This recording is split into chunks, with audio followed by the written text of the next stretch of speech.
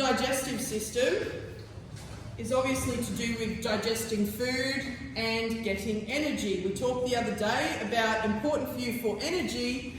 Your cells are undergoing mitosis all the time, repairing damage, fixing muscles, skin, all those sorts of things. So you need energy to survive. So we need to be able to digest food to get energy. Now, the first activity you're going to do is use the videos and diagrams below to describe how humans digest food. So when you look at a picture of the digestive system, there's some key things. So like I said, there's two types of digestion we talk about. So chemical and physical or mechanical. They're physical and mechanical is the same thing. So in terms of chemical digestion, digestion starts at your mouth. It's not when it gets down to your stomach. It's not when it goes to your intestines. It actually starts in your mouth. So you have saliva in your mouth. Your saliva contains enzymes. So enzymes help chemicals break down. If you want to do an interesting little experiment, if you put white bread in your mouth and just keep moving it around in your mouth and not swallowing it, it will start to taste sweeter because the chemicals in your saliva are starting to break down the bread before you even swallow it. So saliva is the start when you first put food in your mouth. In terms of mechanical digestion, chewing makes the food into smaller pieces. Moving your tongue around helps break food down into smaller pieces. So that is mechanical or physical, same thing, digestion. The whole point with you getting nutrients into your body, the digestive system is trying to get the food you eat to be smaller and smaller and smaller so you can absorb the nutrients. So you've got the salivary glands, you've got your tongue moving. This one here is a really cool part of your body called the epiglottis. The epiglottis is a little trapdoor. So you have two tubes going down here. You have your esophagus. This is an American picture. We spell esophagus with an O at the front. And then you actually have here your trachea. Now, your trachea is when you feel on the front of your neck, you can feel it's quite solid feeling. That is your windpipe. That is how you get air down to your lungs and carbon dioxide out. It's very solid because you don't want to bend your neck and then cut your air off. Your esophagus, on the other hand, is quite soft. But the big thing is with digestion, we don't want food going to our lungs. That's really bad. So what your epiglottis does, it's an automatic thing that your body does. When you swallow, your epiglottis, like a little trapdoor, goes across and stops food going down your trachea. So you swallow, your epiglottis moves across your trachea so food goes down your esophagus. When can that go wrong? Someone tells a joke while you're eating or drinking and you swallow and laugh and whatever at the same time. And then what do you end up doing?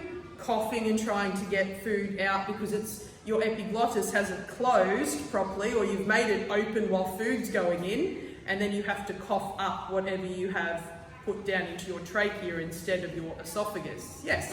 So then why when you laugh, say you laugh and water goes up your nose, goes like that? So you've got to remember, so have you ever heard that there's doctors that are called ear, nose and throat specialists? And the reason they're those things is they're all joined together. So technically, if I suck stuff down my nose, it will go up my nasal passage and then down here from my mouth the same. Also things like, think of like when you're in the pool, blowing air out your nose to stop it going down. And there's interesting things. Some people are better at it than others at things like, if you're upside down in a pool, some people really struggle to get the oxygen pushed back out their nose, whereas some people that are good in a pool can just do it. But it's all joined together. To get things in, also to stop things. So your nose, obviously, this is all related in terms of smell and food and all this, but your nose too has little barriers. You've got little hairs in there to stop things getting into your body and to be able to blow your nose and get stuff out. So all connected. So from your esophagus, this is now you've done your chemical digestion, then a bit of mechanical, you've mushed it down, you've chewed it up, it's gotten smaller. It goes down your esophagus. into your stomach. Now your stomach, I talked to some people about this the other day, your stomach's full of hydrochloric acid, just like the hydrochloric acid we use in a science lab. Now to protect your stomach lining from being damaged by hydrochloric acid, you have this like mucousy layer, like a snotty mucus layer within your stomach, around the stomach wall. It's to stop acid from getting to it and burning. Now, if any of you in here, who's heard of stomach ulcers, people who get ulcers from being stressed or different things? So how stomach ulcers can come from stress is people that are stressed, their body has like an actual response, and your stomach will start moving and churning and it thinks you're going to eat, and the acid can actually work its way through the mucus layer and then burn your stomach. So when you've got the other side of it though is people that are excessive gum chewers.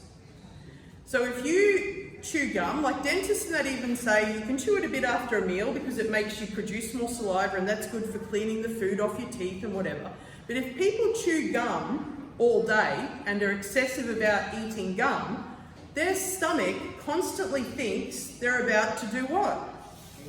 Eat, swallow food. Your stomach starts moving around expecting food to come down. And when it doesn't, the acid's still moving around and it can damage the mucus again and lead to stomach ulcers. So that's why it's not great to be a person that just chews gum all day, every day, because it's not great for your stomach. Yes? Sorry, but I feel really sick. Yes? Yes, yes. This why I got stomach ulcers from drinking a lot of Coke. Yes, so because Coke on the pH scale, which is the acid-base scale, is really acidic. So you're adding acid to something that's already acidic. That's not great. Also too, some of you might have had it before when you eat certain things. Has anyone in here ever experienced what's called heartburn?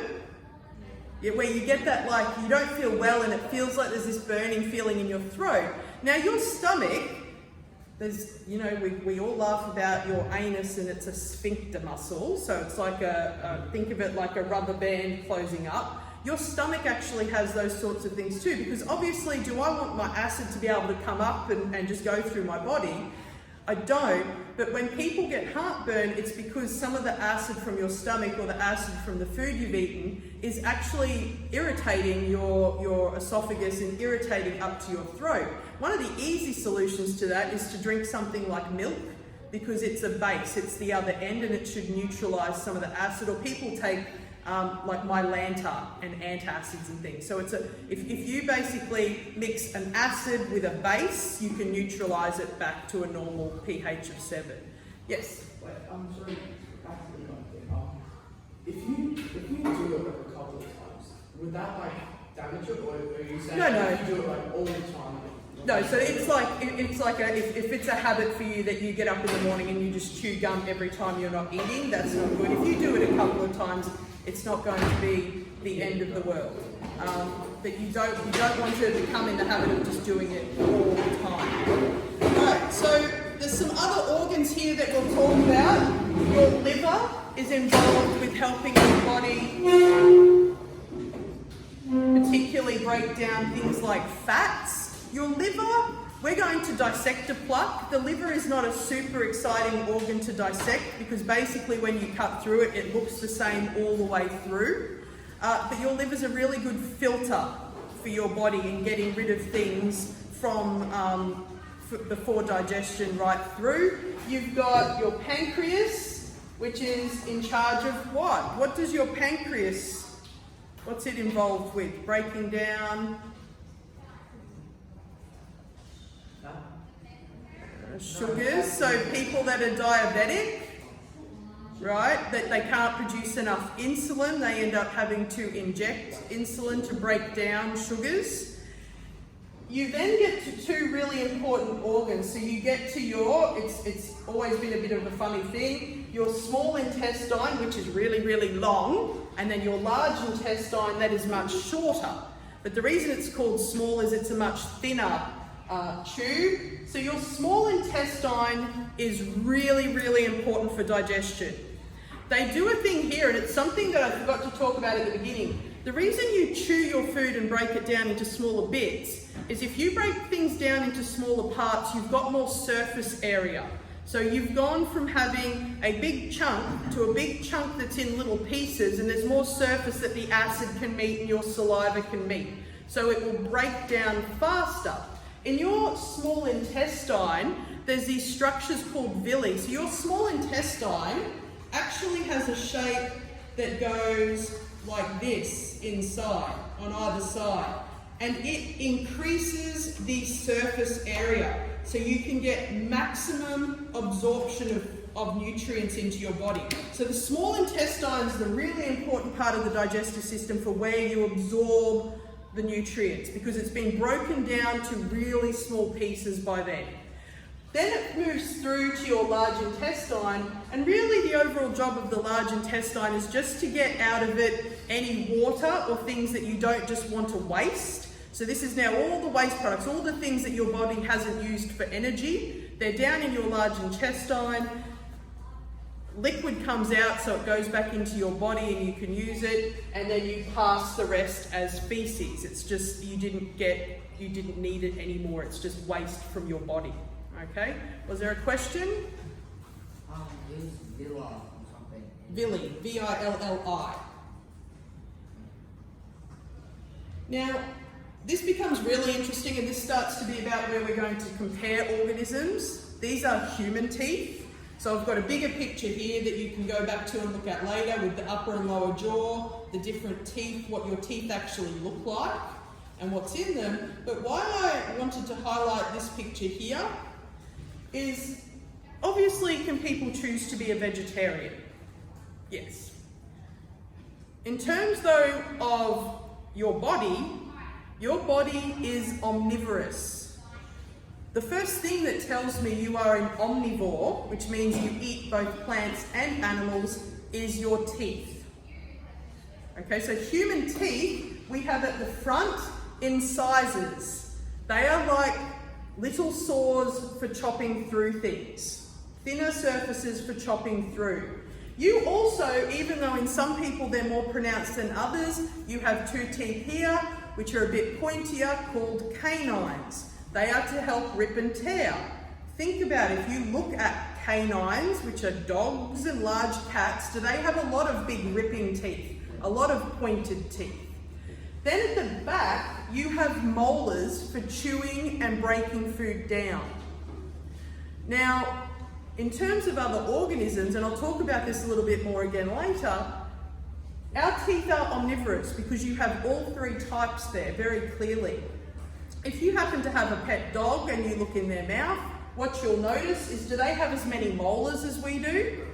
Not really. They have a lot more canines and incisor type, well not incisors, but they have a lot more pointed sharp teeth for tearing and chewing. And can they swallow quite big chunks of food? Yes.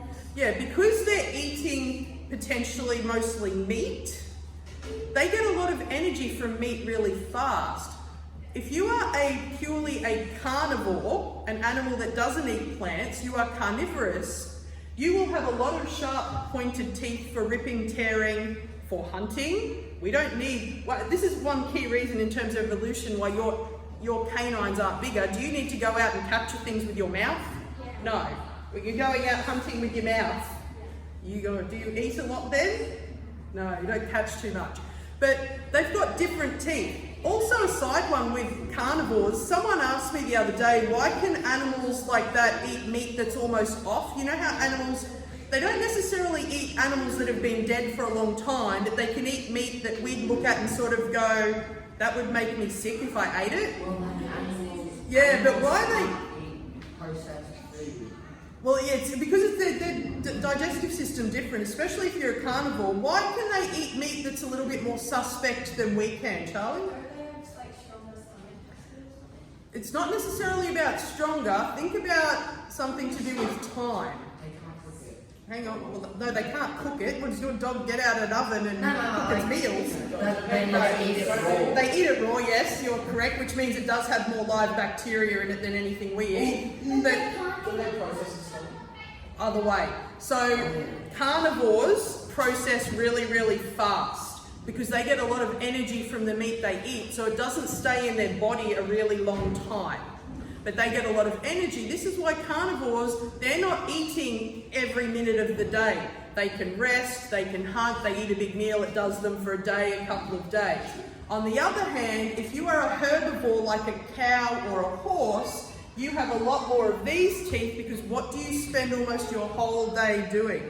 Eating. Because they eat plant matter and only plant matter. Cellulose is what makes up plant, like the stiff structures on the outside of plants, and it's not easy to break down. You need to chew it and chew it for a long time, and you don't get as much energy as you do from eating a big animal, so you need to eat a lot. This is why animals like horses and cows basically walk around all day grazing and eating, because they're a big animal and they're eating just plants. Now there's a little bit of a myth that cows have 4 stomachs. Cows don't have 4 stomachs. They have a stomach, but their stomach compared to ours is much bigger and has 4 chambers in it, because they really try and break down the grass they eat as much as possible to get as much energy out of it. Okay? Our bodies aren't always great at breaking down plant matter, as can be seen sometimes if you go to the toilet after eating lots of peas and corn and different things. It's not in our digestive system long enough to break it all down. But if you're an animal, they're called ruminants, cows, so they break down how long they take to break down grass, but they also need to eat all day. See the difference? Carnivores can eat less but get more energy. We need to eat a few times a day. Herbivores basically spend their days eating, because to get energy from grass, it takes a lot more grass to get enough energy, especially if you're a big animal, okay? So different teeth are the first sign of different types of digestion. Well, this was just a cool little colouring in thing I found that's got some information if you would like to look. Down here there's some good clear videos. This one here, we did talk about this the other day when we were doing cells and bacteria. I do want you to be able to explain why bacteria is really important in your body. We talked about the fact that having good natural flora, good bacteria in your body is really important. What can we take if we take a lot of it that could damage our natural flora and make us feel a little bit unwell? What would it be? Base. Like isn't it base mixed with arts? No, think of medicine. Too much antibiotics. Yeah, if you take a lot of antibiotics, because they don't necessarily discriminate, if you have an infection somewhere, say you cut your arm and you've got an infection and the doctor says take some antibiotics, you swallow antibiotics. It's not like it's a little robot that goes, oh team, everyone, let's just go to the cut on the arm and kill that bacteria. Is it potentially going to damage any bacteria it comes across? Yes. So you've got really good natural flora in your small intestine that really helps you break down food. Okay, really important for breaking down food. But you can watch, this is a really clear video. It talks about the fact how many of the things in your body, if you compare your number of cells that make you a human to the number of bacteria, it's quite an even number. It's very interesting to look at. So I've done a little bit of this. I've got a nice table here. You do need to be able to compare, say, herbivores to carnivores. I think I hit most of these points before. So herbivores eat a lot of carbohydrates like cellulose, whereas carnivores, obviously, if they're just eating meat, they're getting a lot of fat in their diet and they're getting a lot of protein in their diet, a lot of high energy. The different teeth, like I mentioned, grinding teeth versus sharp canines and molars for catching and holding prey. Time in the mouth, swallow it really fast, chew for a really long time, so mechanical digestion is important. Most of the day versus short. Their stomachs, like I said, 4 chambers, take a long time to break down, whereas the stomach in a carnivore does not need to be as big because they can break down, get the energy really fast. Their intestines, this is an interesting one. Their intestine length, ours is really in between. A herbivore has a really long system for breaking down and getting as much energy, whereas a carnivore does not need a long digestive system. So if you have a look here, at the comparison, you've got a fox at the top. Look at the length of the intestine. And then when you look at a ruminant, so a deer, which is like a cow or a horse, much, much longer for breaking down and getting as much energy as possible. As much energy as possible. I have put an extension activity here, which I really feel like you could all do. This is one where you compare human digestion, so omnivores, to herbivores and carnivores. There's an actual separate little PowerPoint there you can watch. There is a video here on how your liver works. Your appendix, this is an interesting one, because who in here assumed your appendix is just something that's useless? Well, you're smarter than a lot of people until a couple of years ago then. So the standard rule is if something's wrong with your appendix or there's an infection there, doctors will remove it. Can you survive quite happily without your appendix? Yes. And we actually used to just assume it was this leftover evolutionary thing, that it was probably from a time when we were hunter-gatherers and didn't eat as regularly and we needed this extra part in our intestine. But now scientists are starting to find it's a place where there's a storage of bacteria, and it's actually not useless like we thought it was. So watch that video if you're interested. I'm not too stuck on you understanding that. Well, I just thought that was interesting. Why is poo brown and pee yellow? Who doesn't want to know that? He's yellow. Oh, this I only just found. I find this super fascinating. It's a bit of a psychological study as well. Has anyone ever noticed this? Why do you always seem to have room for dessert? So you'll be eating a meal and you'll just be like, oh, I'm so full, I can't eat anymore. And then people go, hello, ice cream, cake, and you suddenly like, hang on, I could fit in a small piece of cake. It's really interesting the test they do on having people eat. You just watch it. It's really interesting if you, because I look at things like that and I'm like, I have wondered that. Why can you always go, oh, I couldn't eat another thing. Oh, dessert. Very interesting. So the other things I want you to do, like I mentioned earlier, is compare physical and chemical and how different animals digest. There's some really clear stuff here from your textbook and some questions as well. You've really got, there's like quite a bit of background there. Remembering that you should be completing review and revision as you go, you've got half an hour now to start working through this, asking me any questions. Are there any major questions about anything I just went through? All right, perfect. So